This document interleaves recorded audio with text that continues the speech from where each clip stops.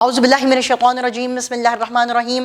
جماعت چہارم اسلامیات میں آپ سب کو خوش آمدید۔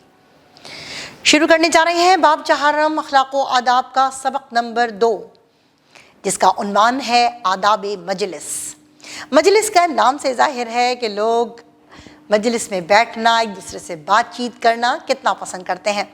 تو آئیے آداب مجلس کے بارے میں جانتے ہیں، اس کے فوائد کے بارے میں جانتے ہیں، آداب مجلس کے احکامات کے بارے میں بھی جانتے ہیں، اور یہ بھی جانتے ہیں کہ مجلس کی کتنی اقسام ہوتی ہیں۔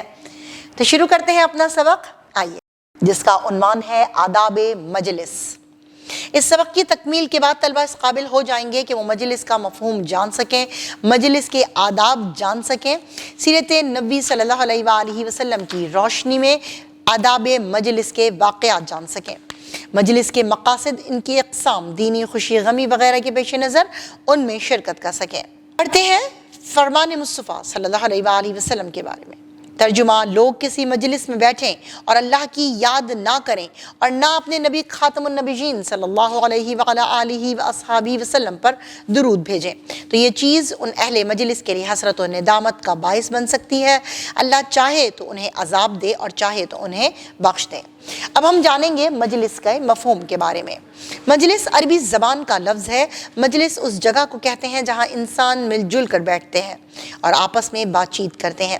انسان فطری طور پر ایک دوسرے کے ساتھ مل جل کر رہنا پسند کرتا ہے۔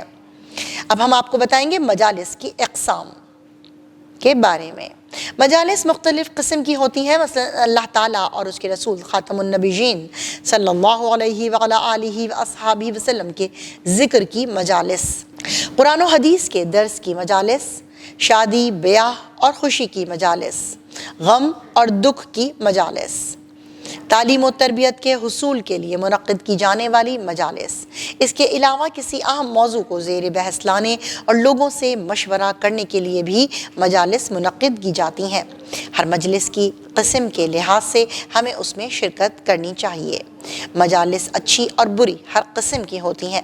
ہمیشہ اچھے دوستوں کی صحبت اختیار کرتے ہوئے اچھی مجالس کو اپنائیں اور برے دوستوں کی صحبت اور تعلق سے اپنے آپ کو بچائیں۔ مل جل کر بیٹھنا اور اپنے معاملات کے سلسلے میں آپس میں مشورہ کرنا اور بات چیت کرنا انسان کی بنیادی ضرورت ہے۔ تو یہ تھی پیارے بچوں مجالس کی اقسام۔ اب ہم پڑھیں گے آداب مجلس کے بارے میں۔ دین اسلام ہمیں مجلس میں بیٹھنے کے جو طریقے سکھاتا ہے انہیں آداب مجلس کہتے ہیں۔ اللہ تعالیٰ نے آداب مجلس کی تعلیم دیتے ہوئے ارشاد فرمایا، سورۃ المجادلہ کی آیت نمبر 11 ہے، یا ایھا الذین آمنوا اذا قیل لکم تفصحوا فی المجالس فافصحوا یفصح اللہ لکم واذا قیل انشزوا فانشزوا۔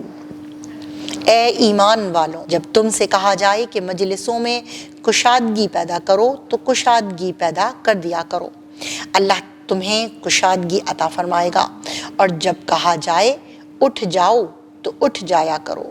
مزید معلومات کے لیے آپ کو بتاتی چلوں کہ رسول اللہ خاتم النبیین صلی اللہ علیہ وآلہ وآلہ وسلم جب مجلس سے اٹھنے کا ارادہ فرماتے تو آخر میں یہ دعا پڑھتے، سبحانک اللہم وبحمدک اشہد ان لا الہ الا انت استغفرک واتوب الیک۔ چند اہم آداب مجلس درج ذیل ہیں۔ مجلس میں داخل ہوتے وقت سب سے پہلے السلام علیکم کہنا چاہیے۔ مجلس میں پہلے سے بیٹھے لوگوں کے سر اور کندھوں کو پھلانگ کر نہیں گزرنا چاہیے، بلکہ جہاں جگہ ملے وہیں بیٹھ جانا چاہیے۔ مجلس میں اپنے ساتھیوں کے ساتھ نرمی اور عزت کا برتاؤ کرنا چاہیے اور دوسروں سے جھگڑا نہیں کرنا چاہیے۔ مجلس کی ضروری بات کو امانت سمجھ کر محفوظ رکھنا چاہیے۔ موقع محل دیکھ کر مناسب الفاظ میں بات کرنی چاہیے۔ مجلس میں ایک وقت میں صرف ایک فرد کو بات کرنی چاہیے۔ مجلس میں جو شخص بات کر رہا ہو اس کی بات کو غور سے سننا چاہیے۔ کسی شخص کی بات نہیں کاٹنی چاہیے بلکہ اپنی باری کا انتظار کرنا چاہیے۔ اساتذہ کرام اور اپنے بڑوں کے سامنے دو زانو ہو کر بیٹھنا چاہیے۔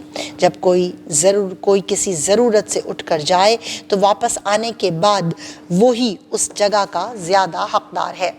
جمائی یا چھینک آئے تو منہ پر کپڑا یا ہاتھ رکھنا چاہیے تاکہ دوسروں کو تکلیف نہ ہو۔ کوئی بھی مجلس اللہ تعالیٰ کے ذکر سے خالی نہیں ہونی چاہیے۔ مجلس کے اختتام پر مسنون دعا ضرور پڑھنی چاہیے۔ اب ہم جانیں گے سیرت نبوی صلی اللہ علیہ وآلہ وصحبہ وسلم اور آداب مجلس کے بارے میں۔ حضرت محمد رسول اللہ صلی اللہ علیہ وآلہ وسلم کی مبارک زندگی کا کوئی لمحہ ایسا نہیں ہے جس میں ہمارے لیے رہنمائی موجود نہ ہو۔ پیارے بچوں، رسول اللہ صلی اللہ علیہ وآلہ وسلم اپنی ہر مجلس کا آغاز اللہ تعالیٰ کی حمد و ثنا سے کرتے تھے۔ آپ صلی اللہ علیہ وآلہ وسلم مجلس میں موجود تمام حاضرین کے مسائل کو توجہ سے سن کر حل کیا کرتے تھے۔ آپ صلی اللہ علیہ وآلہ وسلم گفتگو کے دوران مجلس میں موجود ہر شخص کو اپنی پوری توجہ دیا کرتے تھے۔ آپ صلی اللہ علیہ وآلہ وسلم اپنے صحابہ کرام رضی اللہ تعالیٰ عنہم سے مجلس میں کبھی کبھی مزاح بھی فرما لیا کرتے، جس سے مجلس میں خوشگوار ماحول پیدا ہو جاتا تھا۔ آپ صلی اللہ علیہ وآلہ وسلم کی مجلس میں طہارت، علم، محبت الہی، مخلوق کی بھلائی اور اللہ تعالیٰ کی عبادت کی فضیلت پر بات ہوتی تھی۔ آپ صلی اللہ علیہ وآلہ وسلم کی مجلس میں کسی بھی شخص کو کسی کا مذاق اڑانے، بے عزت کرنے، تہمت لگانے، الزام تراشی کرنے کی ہرگز اجازت نہیں تھی، بلکہ اس کا تصور بھی نہیں کیا جا سکتا تھا۔ آپ صلی اللہ علیہ وآلہ وسلم کی مجلس ہمیشہ اللہ تعالیٰ کے ذکر سے معطر رہتی تھی۔ صحابہ کرام رضی اللہ تعالیٰ عنہم کی آپ صلی اللہ علیہ وآلہ وسلم نے تربیت فرمائی تھی۔ انہوں نے آپ صلی اللہ علیہ وآلہ وسلم کے نقش قدم پر چلتے ہوئے ہمیشہ آداب مجلس کا خیال رکھا۔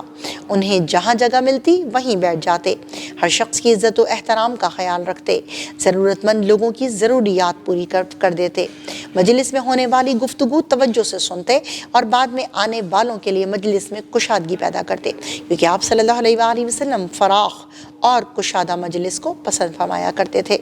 حاصل کلام یہ ہے کہ ہمیں چاہیے کہ ہم اچھی مجالس میں شرکت کریں، آداب مجالس کا پورا خیال رکھیں تاکہ دوسرے حاضرین کو ہماری طرف سے کسی بھی شکایت کا موقع نہ ملے۔ جی میرے پیارے بچوں، آپ نے سبق آداب مجلس پڑھا، آپ نے مجلس کے معنی و مفہوم کے بارے میں جانا، ساتھ ہی آپ نے مجالس کی اقسام کے بارے میں جانا۔ تو امید کرتے ہیں آپ ہمیشہ اچھی مجالس میں شرکت کریں گے، مجالس کے اور مجلس کے آداب کا ضرور خیال رکھیے گا۔ اسی بات کے ساتھ اپنے اس سبق کا اختتام کرتے ہیں، ملتے ہیں اس کی مشق میں، تب تک کے لیے اللہ حافظ۔